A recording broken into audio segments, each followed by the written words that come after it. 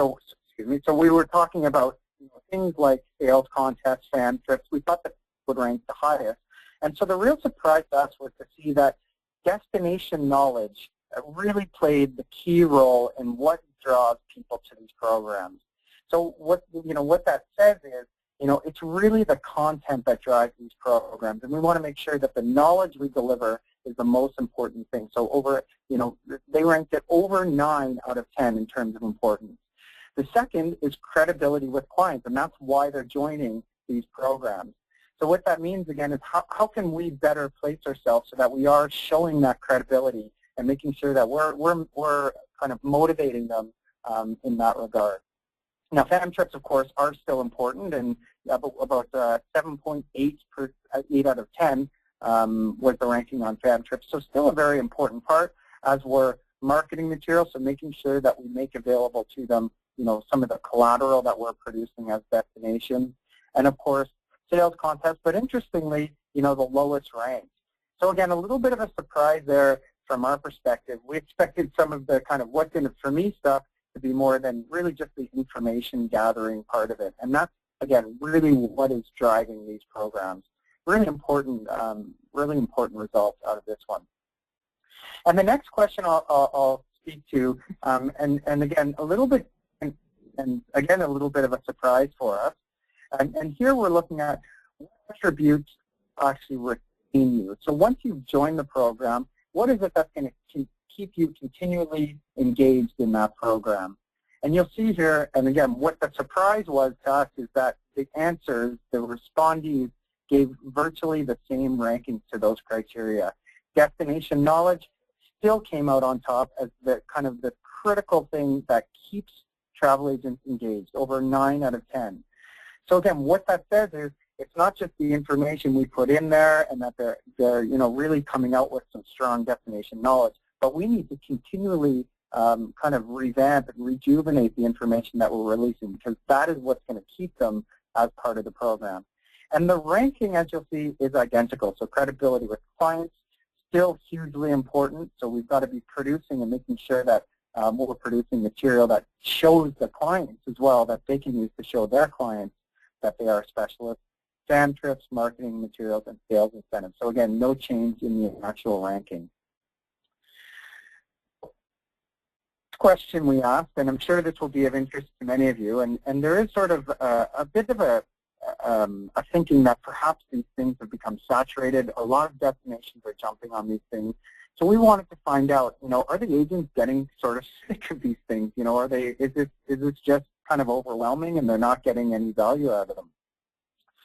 And so we asked, do you plan to join more programs this year? And you'll see here, I mean, very obvious graph here, but overwhelming response was that the agents really do plan to join more programs in this year, 83%. So, of those who said no is virtually nil. So statistically, the answer is these agents they enjoy these programs and they plan to join more. So now I'm going to get to the million-dollar question that I'm sure you're really curious about. And this is one that, of course, was a key piece for us, was to understand, will completing this program, according to the travel agents who take them, will this have a real impact on sales? So do they actually see a change in revenue based on these programs? Do they sell more of the destination? And, of all the takeaways, anything I'm going to talk about, perhaps this from our poll would be the most important result. You can see that, on a scale of 1 to 5, 48% said that, these programs increase their revenue to the destination. You can't get more clear than that. So what that says is, these things for almost half of those polls is a huge driver for sales. We get down to the 4s, so they ranked at 4 out of 5, almost a quarter of the respondees, so still a really impressive results.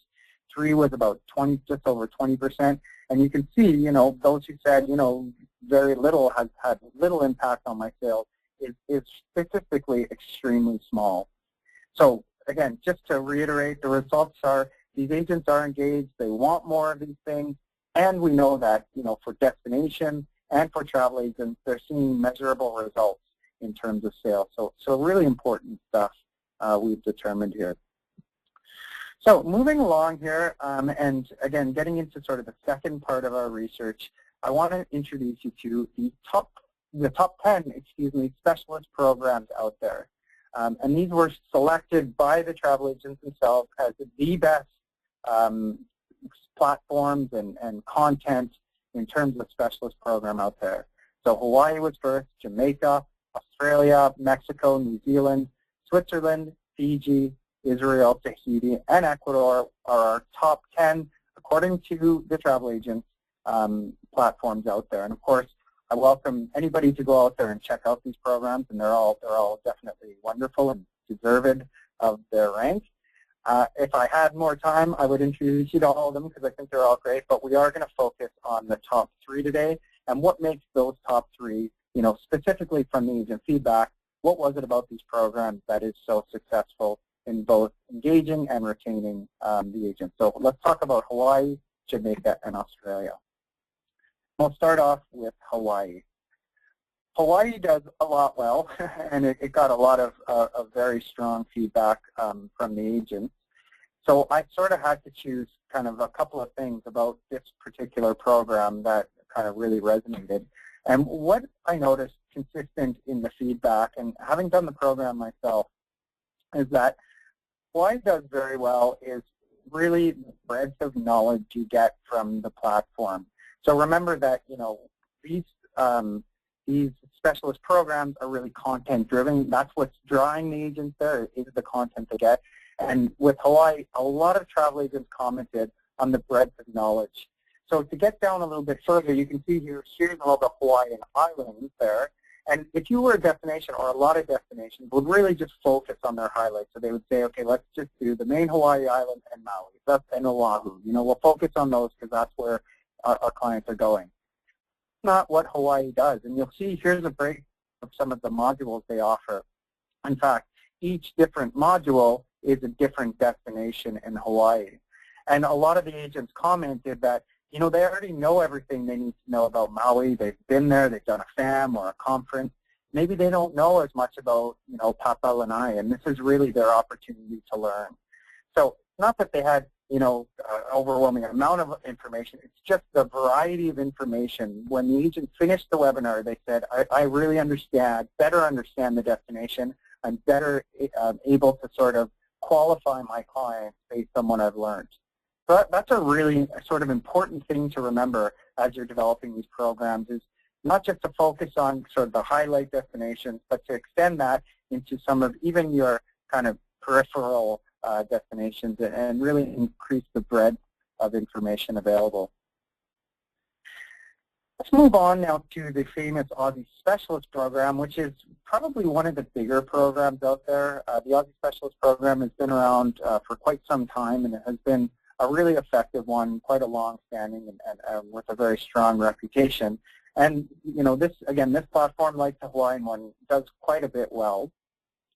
But what I really want to focus on with the Aussie Specialist program, if we sort of zoom in here, that sort of left quadrant of their platform, you'll see here some of what is available to the agents.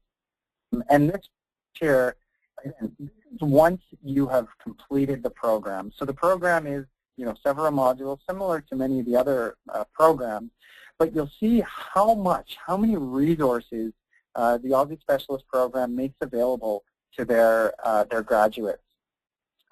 There's a store so they can access, purchase materials. There's a whole section on FAMs. There are state tourism contacts if people want to, learn a little bit more about Queensland or Northern Territory. There's access to find wholesalers, events, newsletters. So what they're doing here, you can clearly see is, it's not just about getting these people in the door and then sort of leaving them. There's a lot of support after their agents have gone through the program. And we see that, the Aussie Specialist program has been extremely good at retaining the travel agents that come through the program.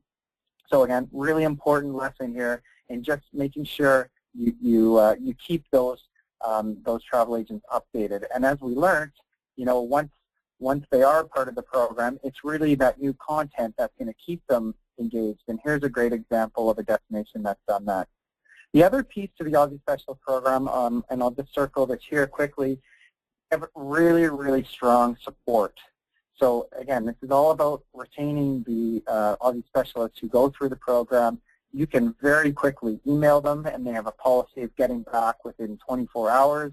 They have a 1-800 number that's available just to their specialist. So again, they're really making it easy to engage with them and to stay updated on what's new and to provide that support. So great lessons there from the Aussie Specialist program. So finally, let's move on to Jamaica Specialist program. And this is has sort of a bit more of a newcomer, and they've really changed things up over the past few years, and they've really, I think, come up with a terrific formula for success in their program. And obviously, a lot of travel agents would agree with that assessment, as they did rank it third on their list. So what's really interesting about this particular program is the way that they've sort of divided the information. And we talked a little bit about that with the Hawaiian program, how they've really provided that breadth. But what the Jamaica program does really well is, first of all, you can see how they've broken it up there. When you look at the Experience Jamaica part, they've broken it up sort of by sort of activity, which is kind of successful.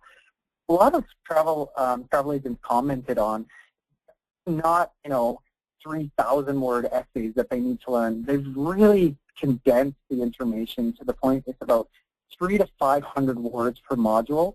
It's simple to remember, but it's extremely effective.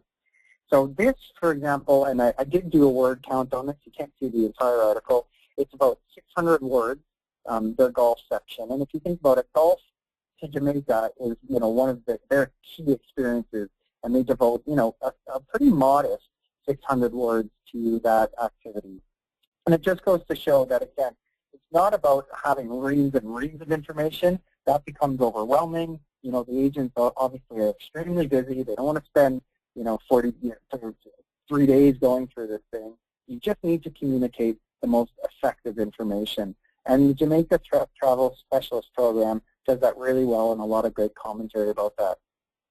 You'll also see here along the the side of the page polls. And what, having personally gone through the program and hearing a lot of the feedback, there was a lot of commentary on how interactive their program is. So they utilize, a lot of these things that will keep people engaged.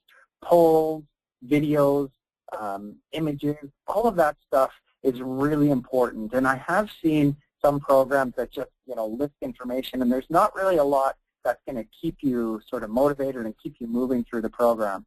The Jamaica Specialist program really has done this well. I urge you to go on and just have a look at how they've managed the information, and how, each little section also comes with its own poll, or there's some little feature that you can do. So it's not just about, taking the module, taking the test. They want you to actually retain this stuff, and they've got some really good tactics to do that. It's sort of for content. I want to talk about some of the takeaways. So number one, we talked about really focusing on the content. We learned that travel agents joining these programs are content driven. They're there for the information provided by the specialist program. Really important stuff that we focus on that, and maybe setting up the fan can be something we do in the future. We first want to get the content right. Short modules. So again, it's not about reams and thousands and thousands of words. Short, effective modules that provide useful breadth of information. And even using some of that tertiary information that maybe isn't the highlight, but that we're getting a good breadth of knowledge that's easy to remember and to the point and succinct. Number two, like we saw with the Jamaica Specialist program, using those interactive tools and media. So making sure that the information is engaging, that it's not just one way we're blasting out this information, that with all of these new tools available online, we're utilizing those to make the specialist program really stand out and easy to use and fun to go through. 3, that we are keeping our travel agents updated. Smart destinations understand that after these agents have gone through their program, this is, pretty quickly their sales force on the ground. These are the people that are going to generate, a really good bulk of our sales. So let's make sure that we're consistently providing updates to those agents, sending them opportunities. As we learn, what keeps them engaged in these programs is the content. So let's make sure we're refreshing the content continuously, and that we don't just sort of try to get them through the door and that's the end of it. Lastly, again, really that support side of it. So, it's, as we talked about, it's not just getting them through the door. There can be 1-800 numbers where it's easy to reach out, and there's resources, that there's a cost to that. But again, providing those and understanding these are a sales force, we want to make sure we are providing support. That could be marketing materials, that could be SAM opportunities and newsletters. All of these tactics are really effective in keeping our audience engaged. So with that, I am very quickly moving to a close there. I just really wanted to thank you for your time. If you'd like to know any more information about developing a specialist program, please do take down Carolee's email address and telephone number. She'll be happy to be in touch with you. If you're interested in actually getting that information, we can definitely sell that to you, make that available to you. So with that, I really just want to thank you for coming to our webinar today. I hope you've learned something. Hope that was beneficial for you. And again, we look forward to being in touch, especially if you're planning on or interested in developing your specialist program. Thank you very much, everyone, and have a wonderful afternoon.